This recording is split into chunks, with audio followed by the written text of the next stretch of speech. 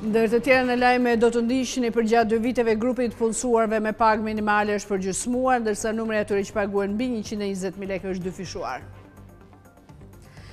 Tatimorët kanë nisur kontrollet për subjekte dhe individët të cilët japin njësi akomoduese me qira gjatë sezonit turistik në platformat Booking dhe Airbnb.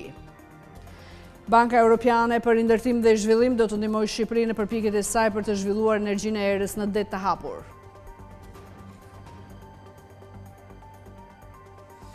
Autoriteti Kombëtar për Sigurinë Kibernetike ka prezantuar metodologji të re për përcaktimin e kërcënimeve të mundshme kibernetike ndaj Shqipërisë.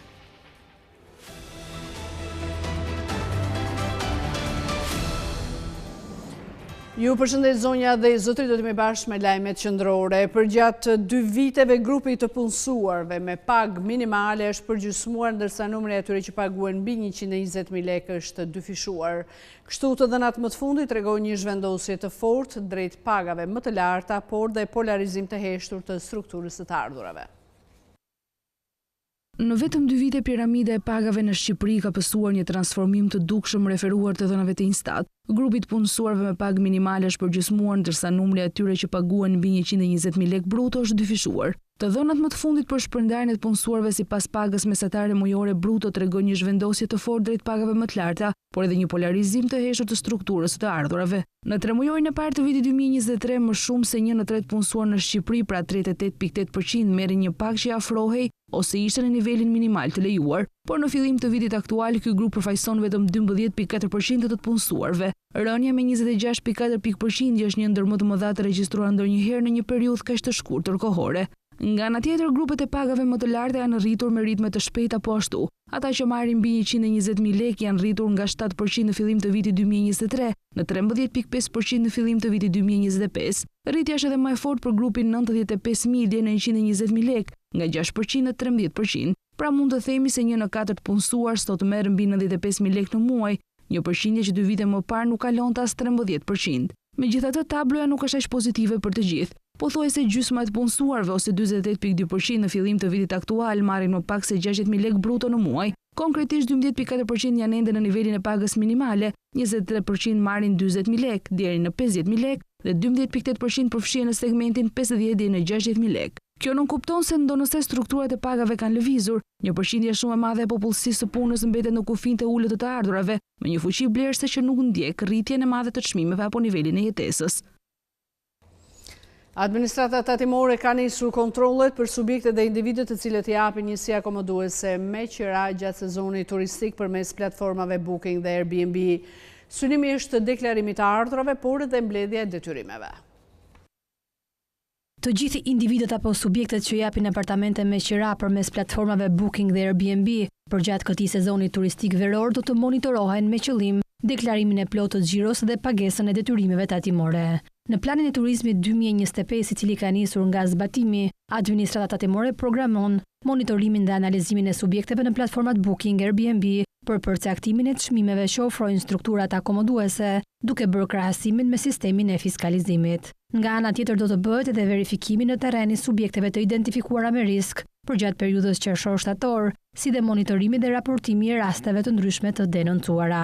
Gjatë këtij viti, administrata tatimore shqiptare ka nisur një bashkëpunim me administratën tatimore irlandeze për investigimin e individëve që përfitojnë të ardhura nga platformat Booking dhe Airbnb dhe nuk i deklarojnë ato, ndërsa u ka kërkuar individëve që të bëjnë deklarimet përkatëse përmes Divas. Të dhënat nga tregu i strukturave akomoduese me qira afat shkurtër tregojnë aktualisht se në platforma të ndryshme rezervimi figurojnë mbi 18.200 njësi me qira afat shkurtër aktive. Tashmë qirat afat shkurtra janë kthyer një biznes të mirëfillt për shumë individ, të cilët marrin me qira afat gjatë struktura të ndryshme dhe më pas i japin me qira ditore, ndërsa një ardhur ekstra për një segment tjetër qytetare është të cilët kanë një apartament në pronësi, në të cilin nuk banojnë dhe punojnë atë përmes platformave Booking dhe Airbnb.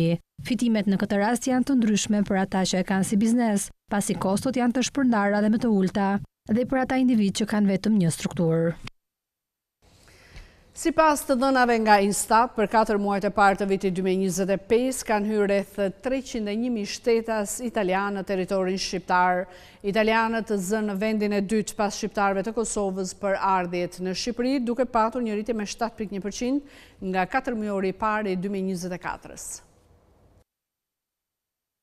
Sipas të dhënave më të fundit nga Instat, pas shqiptarëve të Kosovës që tradicionalisht kryesojnë në numrin e hyrjeve në Shqipëri, italianët janë të dytët për nga numri i vizitave në vend. Gjatë 4 muajve të parë të vitit 2025 kanë hyrë në territorin shqiptar plot 301.457 shtetas italian, duke shënuar një rritje prej 7.1% krahasuar me të njëjtën periudhë të vitit të kaluar, ku regjistruan rreth 281.000 hyrje. Theksojmë se në vitin 2023 dhe 2024 pati respektivisht rreth 950.000 dhe 1.2 milion shtetas italian. Muaji më i ngarkuar ka qenë prilli me afro 96.000 vizitor italian, i ndjekur nga marsi me rreth 78.000 hyrje. Në krahasim, janari dhe shkurti patën shifra më të ulta, me shkurtin si muaj më me pak vizitor nga Italia. Ky fluks në rritje nuk lidhet vetëm me turizmin sezonal. Gjithnjë e më shumë italian po vinë në Shqipëri edhe për arsye ekonomike, puna apo investimesh, pasi në vend ka një numër të konsiderueshëm biznesesh italiane. Përveç kësaj, çmimet më të ulta në shërbime, veçanërisht në disa fusha shëndetësore, po e bëjnë Shqipërinë gjithnjë më tërheqëse për qytetarët italian, sidomos për ata të moshës së tretë, që po e shohin vendin tonë si një alternativë të levërditshme për të jetuar. Të dhënat tregojnë një ndërlidhje gjithnjë më të fortë mes Shqipërisë dhe Italisë,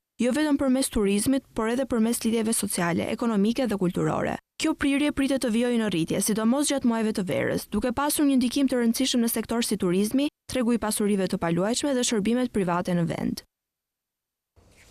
Drejtorët e doganave të Bashkimit Evropian dhe Ballkanit Perëndimor kanë qenë pjesë e konferencës organizuar në Tiranë. Diskutimet u fokusuan në bashkëpunimin doganor si mënyra e vetme drejt integrimit në tregun e Bashkimit Evropian. Integrimi ekonomik në tregun e përbashkët evropian përmes reduktimit të barrierave doganore, lehtësimit të shkëmbimeve tregtare, sigurisë kufitare dhe digitalizimit, ka qenë në fokus të konferencës së nivelit të lartë të drejtorëve të përgjithshëm të doganave, të vendeve të Ballkanit Perëndimor dhe shteteve anëtare të BE-s, e organizuar në kryeqytet. E pranishme në konferencë, zëvendës kryeministria Belinda Balluku theksoi se bashkëpunimi midis administratave doganore luan rol kyç në procesin e integrimit evropian. Bashkimi Evropian është më afër se kurrë dhe është fat të jesh në kohën e dur dhe në vendin e dur të këtij rrugtimi të doganave shqiptare drejt Unionit Doganor Evropian. Historia 57 vjeçare e suksesit të Unionit Doganor të Bashkimit Evropian është udhërrëfyesi më i mirë për administratat doganore të Ballkanit Perëndimor në përpjekje drejt digitalizimit dhe harmonizimit të politikave, gjithashtu dhe të proceseve doganore, sistemeve të tranzit dhe rregullave të origjinës, analizës së riskut apo procedurave të tjera doganore. Synimi kryesor është fokusohemi në masa konkreta për të lehtësuar tregtinë për bizneset, të tilla si ulja e kohës së pritjes në pikat e kalimit, thjeshtësimi i procedurave dhe padyshim avancimi i proceseve digjitale. Ndërsa Ministri i Financave Petrit Malaj theksoi se vetëm duke bashkëpunuar me vendet e rajonit mund të arrihen rezultate konkrete në ndihmë të bizneseve dhe ekonomive respektive. Vetëm duke punuar bashkë, vetëm duke bashkuar forcat mund të arrijmë rezultate konkrete dhe të garantojmë një konkurrencë të ndershme në tregun evropian dhe më gjerë. Shqipëria, ashtu si kundër dhe vendet e tjera të Ballkanit Perëndimor, kanë një ambicie të përbashkët dhe një synim të qartë, i cili është integrimi në Bashkimin Evropian. Për të arritur me sukses drejt këtij objektivi apo finishi, sipërmarrjet tona do duhet të jenë të gatshme të konkurrojnë në këtë treg unik, pra në tregun e Bashkimit Evropian, dhe të japin kontributin e tyre për një ekonomi të fortë të përbashkët. Natyrisht që ne duam të shohim që sipërmarrjet tona apo ndërmarrjet tona të jenë të suksesshme dhe të rriten. Duam që ndërmarrjet tona të jenë konkurruese në këtë treg. Dhe natyrisht duam që ndërmarrjet tona të tërheqin sa më shumë investimet huaja dhe të shtrihen në tregje të reja. Kjo kërkon një angazhim të vazhdueshëm dhe të shtuar. Përfaqësuesja e CEFTA nënvizoi rëndësinë që ka projekti që po implementohet SID Plus në shkëmbimin e të dhënave elektronike në kohë reale. SID Plus lidh njerëz dhe popull, mundson kanale të gjelbërta dhe blu mes CEFTA-s dhe BE-s. Digitalizimi është motor i zhvillimit dhe nëpërmjet SID Plus po e ndërtojmë këtë motor zhvillimi së bashku duke ulur kohën e pritjes. Mbi 600.000 deklarata doganore nga CEFTA drejt BE-s kanë kaluar si pjesë e kanaleve blu dhe të gjelbërta. Konferenca shërben si platformë për një iniciativë të re që synon forcimin e partneriteteve doganore dhe ndërtimin e një tregu të përbashkët rajonal më të fortë. Vendimi midis Shqipërisë dhe vendeve të CEFTA-s për lehtësimin e tregtisë elektronike është drejt ratifikimit. Me këtë marrëveshje synohet të rritet tregtia elektronike rajonale ndërpalshe, të rriten dhe aspektet e lidhura të mbrojtjes së konsumatorit. Harmonizimi i ligjeve të tregtisë elektronike në të gjithë rajonin dhe parafrimi i tyre me Bashkimin Evropian, me qëllim rritjen apo lehtësimin e lëvizjes së lirë të mallrave dhe shërbimeve në të gjithë rajonin, është synimi kryesor i projektligjit të depozituar në Kuvent për ratifikimin e vendimit të vitit 2024 të Komitetit të Përbashkët të Marrëveshjes së Tregtisë së Lirë të Evropës Qendrore, CEFTA, për lehtësimin e tregtisë elektronike. Ky projektligj synon ndër të tjera arritjen e mbrojtjes së konsumatorit nga abuzimet që mund të ndodhin prej bizneseve që shesin produkte online. Në rast mosmarrëveshje midis një biznesi që shet dhe qytetarit që merr shërbimin apo produktin, ata do të kenë mbështetje legjislative dhe mosmarrëveshja mund të zgjidhet në mënyra jashtëgjyqësore.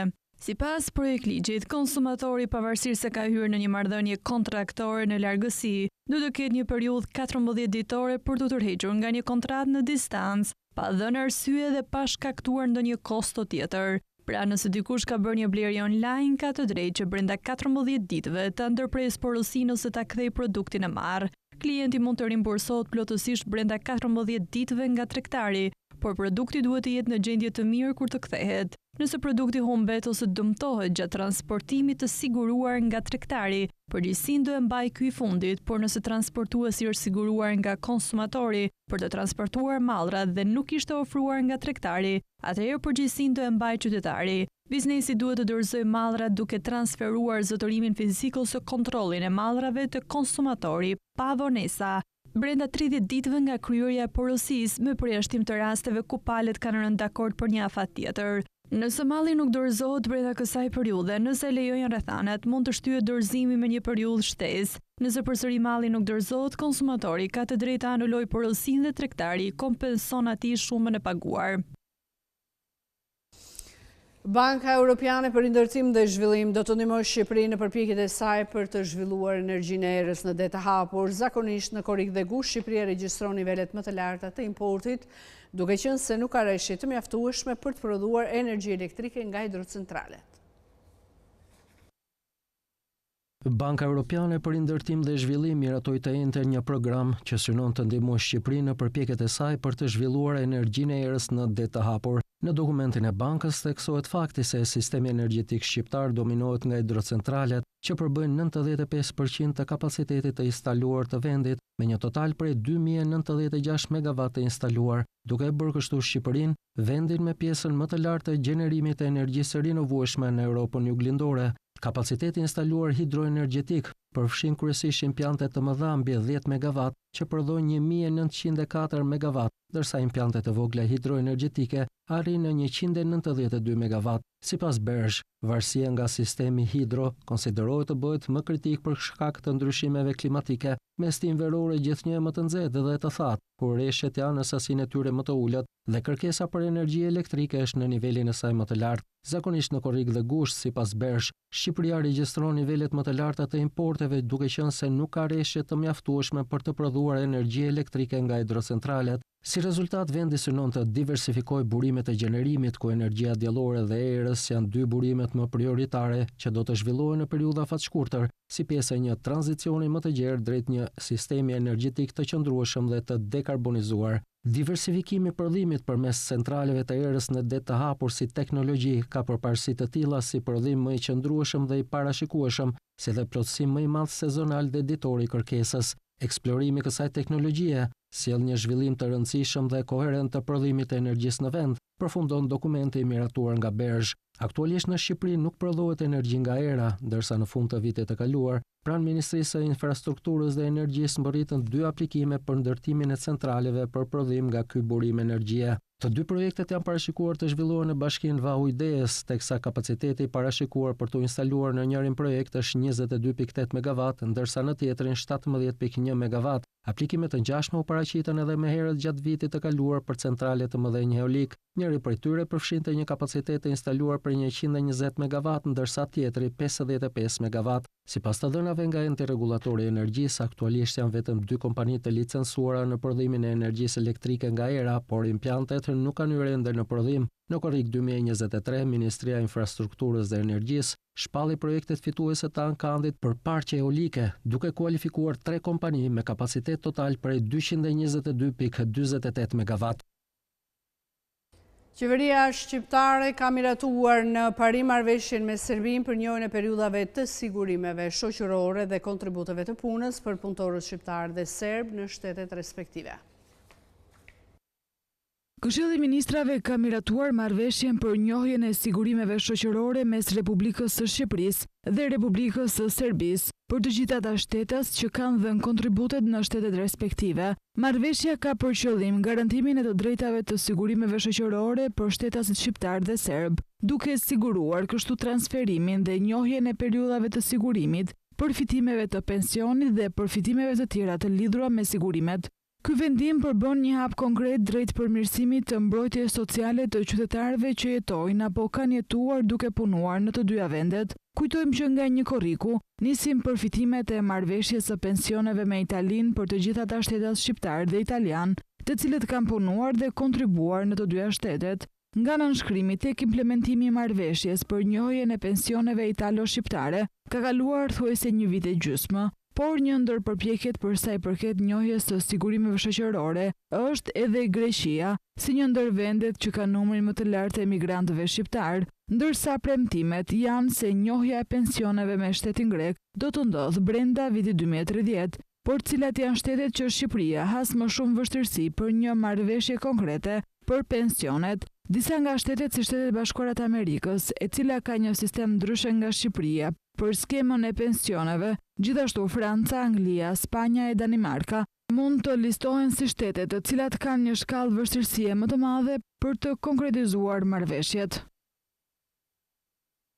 Nga raporti global i Hendekut Gjinor 2025 tregojnë se Shqipëria është renditur në vendin e 36 me një rezultat të përgjithshëm barazie prej 0.763, duke u përkeqësuar nga viti kaluar. Shqipëria duket se është ngadalësuar në drejtim të barazisë gjinore duke shënuar rezultate jo shumë të mira sipas raportit të barazisë. Raporti global i Hendekut Gjinor 2025 i Forumit Ekonomik Botëror përfshin një analizë detajuar të 148 ekonomive në botë, duke ofruar për secilën një profil që pasqyron gjendjen e barazisë gjinore në mënyrë të plotë dhe kontekstuale. Shqipëria është ndër ekonomitë e përfshira në këtë raport duke u renditur në vend të 36 me një rezultat të përgjithshëm barazie prej 0.763. Pra kjo shifër nënkupton që hendeku është mbyllur deri në masën 76.3%, ndërkohë që ekziston një hendek prej 23.7%. Krahasuar me vitin 2024 kemi shënuar një përkeqësim pasi renditeshim në vend të 23 me një rezultat prej 0.783 pikësh. Fushat kryesore ku bazohet ky indeks janë pjesëmarrja ekonomike dhe mundësitë, arsimimi, shëndeti dhe mbrojtja si dhe përfaqësimi politik. Sipas dhënave të raportit, përfaqësimi politik mbetet sfida kryesore që kërkon vëmendje të veçantë për të avancuar drejt një shoqërie më të drejtë dhe gjithëpërfshirëse, me një renditje në vend të 42. Treguesi ku vendi ynë ka performuar më mirë është shëndeti dhe mbrojtja. Shqipëria ka një rezultat prej 0.963 pikësh që tregon një nivel të mirë të shëndetit gjinor dhe jetëgjatësisë. Në këtë indikator, niveli i jetës së shëndetshme dhe raporti gjinor në lindjen e fëmijëve janë afër paritetit. Shqipëria dhe rajoni duket se janë më të rrezikuara nga tërmetet. Gjatë forumit organizuar nga një grup i ekspertëve ndaj riskut sismik dhe zvogëlimit të tij, janë prezantuar disa gjetje që tregojnë shenja të shtuara rreziku për vendin tonë. Rajoni Ballkanit duket më i rrezikuar se kurrë nga tërmetet, sipas gjetjeve të një grupi ekspertësh dhe pedagogësh të specializuar në sektorin e rrezikut sismik dhe ndërtimit. Për këtë arsye, ata janë vënë në lëvizje për të forcuar kulturën e parandalimit dhe menaxhimit të rrezikut. Në rastin e Shqipërisë duhet vënë duke se nga rreth 60 tërmete të mëdha të raportuara që përfshin periudhën e 2000 viteve të fundit, më shumë se gjysma ndodhen në shekujt të fundit, fakti që tregon se numri i tërmeteve të forta historike që kanë prekur Shqipërinë ndoshta mund të jetë në vlerësuar.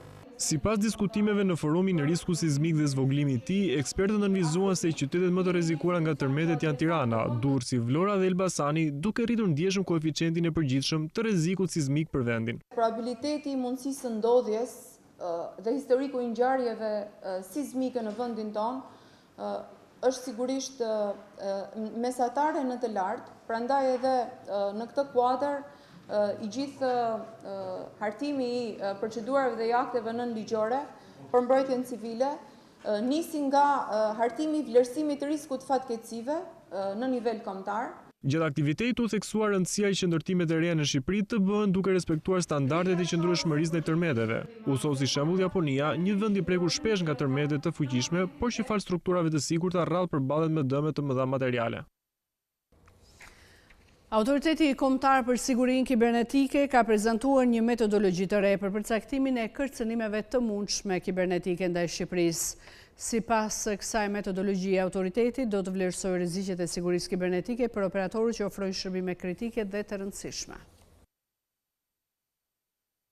Autoriteti kombëtar për sigurinë kibernetike ka përgatitur një metodologji të re e cila do të identifikojë rreziqet kibernetike sipas sektorëve dhe mundësinë e ndodhjes së sulmeve kibernetike. Autoriteti do të kryejë vlerësime individuale të rrezikut të sigurisë kibernetike për operatorët që ofrojnë shërbime kritike dhe të rëndësishme, siç janë OSHE, KESH, Ministrinë e Shëndetësisë dhe Mbrojtjes Sociale, OST, banka dhe institucionet e mikrofinancës, kompanitë e sigurimeve, drejtorinë e përgjithshme të tatimeve, Alp Control, Ministrinë e Mbrojtjes, Autoritetin Portual Durrës, Institutin e Sigurimeve Shoqërore dhe të tjera. Gjithashtu, Autoriteti Kombëtar për Sigurinë Kibernetike do të kryejë vlerësime të rrezikut të sigurisë kibernetike sipas sektorëve kritik, siç është ai energjetik, shëndetësor, financiar, qeveritar, transporti dhe infrastrukturës, ndërsa më pas do të realizojë vlerësimin kombëtar të rrezikut të sigurisë kibernetike. Infrastruktura kritike e informacionit përfshin tërësinë e rrjeteve dhe sistemeve të informacionit, të zotëruara nga një autoritet publik ose privat, që ofrojnë shërbimet, cenimi apo shkatërimi të cilave do të kishte impakt serioz në shëndetin, sigurinë, mirëqenien ekonomike të qytetarëve dhe funksionimin efektiv të ekonomisë në Shqipëri. Autoriteti do të ndërtojë një regjistër të rrezikut të sulmeve kibernetike ndaj këtyre operatorëve. Ky rrezik do të matet në terma të mundësisë së ndodhjes dhe të ndikimit sipas sektorëve.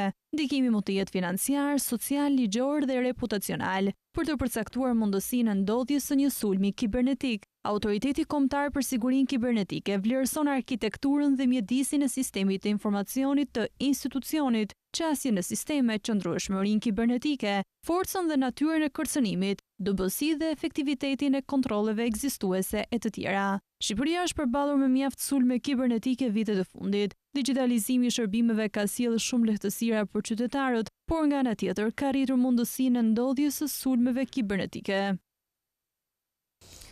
Shoqëria shtetërore Kajo Shas së bashku me shoqëri tregtare private do të krijojë një kompani të përbashkët. Synimi mes të tjerave është prodhimi ose përshtatja e mjeteve motorike të posaçme për të përdorur nga forcat armatosura.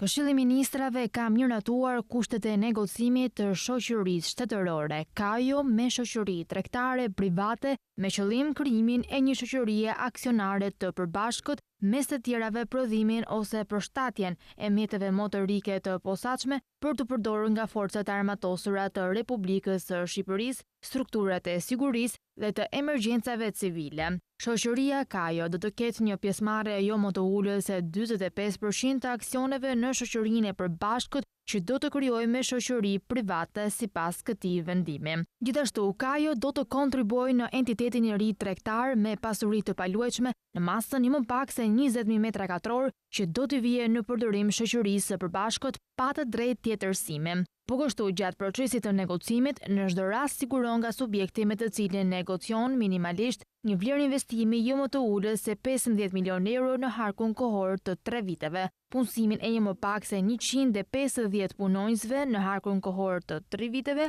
ofrimin e linjave teknologjike të prodhimit të mjeteve të blinduara sipas nevojave operacionale të forcave të armatosura të Republikës së Shqipërisë dhe të standardeve të NATO-s, si dhe sigurimin e rrjetit të shpërndarjes së produkteve në rast eksporti. Përpos parashikimeve të tjera, objekti i aktivitetit të shoqërisë tregtare që do të krijohet do të përmbajë prodhimin dhe tregtimin e mjeteve ushtarake dhe mjeteve për përdorim nga strukturat e sigurisë e të emergjencave civile.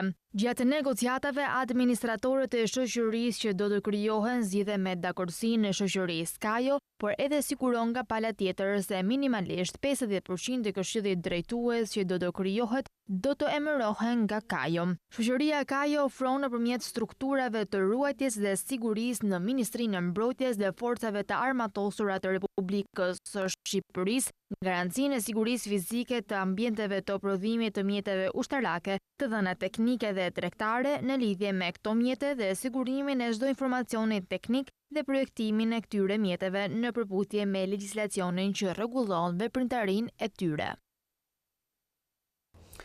Këshilli i Ministrave ka miratuar vendimin për krijimin e arkivit qendror në veprim për dokumentacionin teknik të tipologjisë së veçantë të armatimit pajisjeve teknologjike ushtarake të forcave të armatosura. Ky institucion ofron shërbim arkivor për të gjithë qytetarët dhe subjektet që janë të interesuara.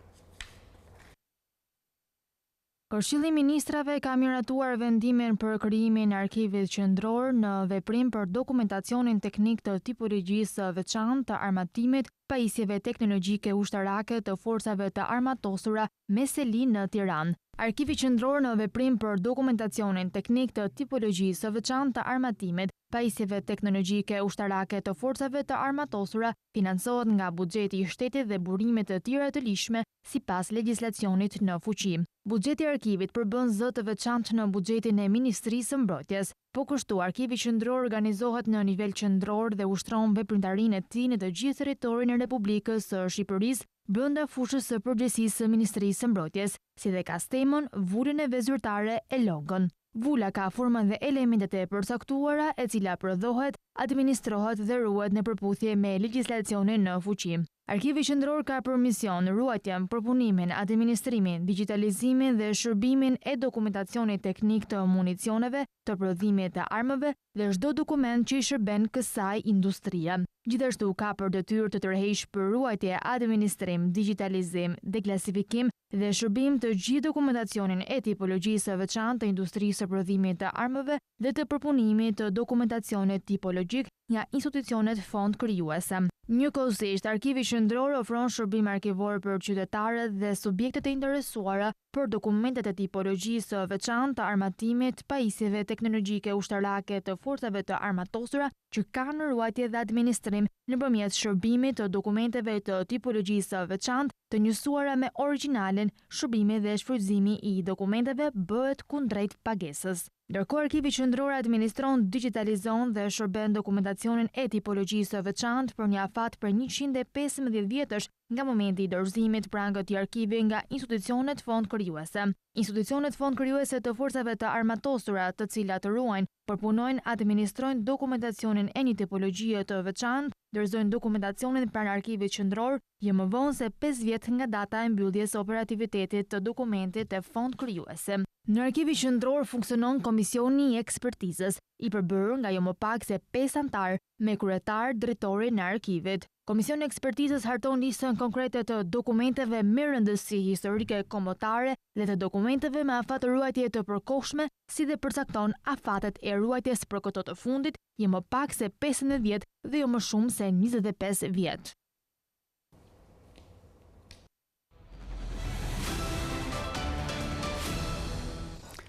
Një aeroplani Air India në 242 persona në bord udhëzua menjëherë pas ngritjes nga aeroporti Ahmedabad. Autoritetet indiane po ndjekin situatën nga afër, ndërsa ekipet e shpëtimit janë mobilizuar në vendngjarje.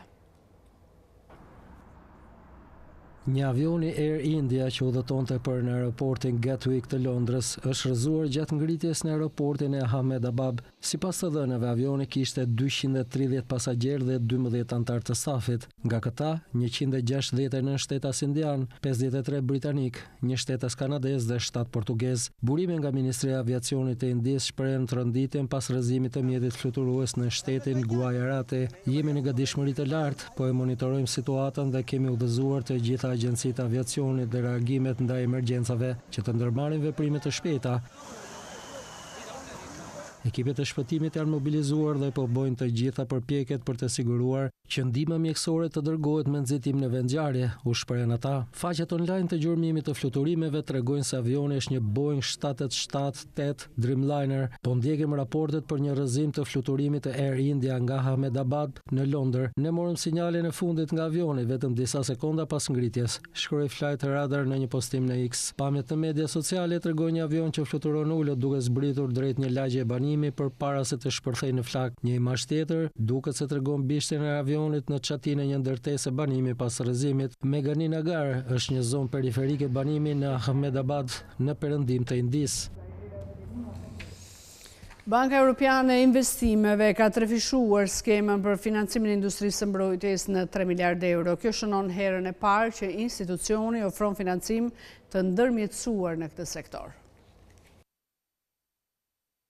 Banka Europiane e Investimeve ka trefishuar skemën për të ndihmuar në financimin e industrisë mbrojtëse të bllokut në 3 miliardë euro. Krahu u dhënë si Bashkimit Evropian ka nënshkruar një marrëveshje me Deutsche Bank të Gjermanisë për të filluar kanalizimin e parave drejt firmave ushtarake të bllokut. BEI njoftoi se do t'i ofrojë një kredi për 500 milionë euro huallënësit gjerman që më pas do t'u jap përsëri parat firmave të vogla dhe të mesme në të gjithë zinxhirin e furnizimit të Bashkimit Evropian. Është hera parë që Banka Europiane e Investimeve ka ofruar të ashtu quajturin financim të ndërmjetësuar për sektorin e mbrojtjes dhe pritet të njoftojë marrëveshje të ngjashme me bankat në Francë dhe pjesë të tjera të bllokut në javët në vijim. Institucioni i ndalohet të investojë drejt për drejt në armë, por ai ka filluar të investojë më gjerësisht në sektorin e mbrojtjes gjatë vitit të kaluar si pjesë e përpjekjeve të Europës për të ndërtuar aftësitë e sigurisë. Presidentja e bankës Nadia Calvino e njoftoi planin e një samit në Bruksel, duke thënë se forcimi i sigurisë dhe mbrojtjes së Europës ishte tani qendror për misionin e institucionit dhe do të ndihmonte në adresimin e nevojës urgjente për investime në këtë sektor.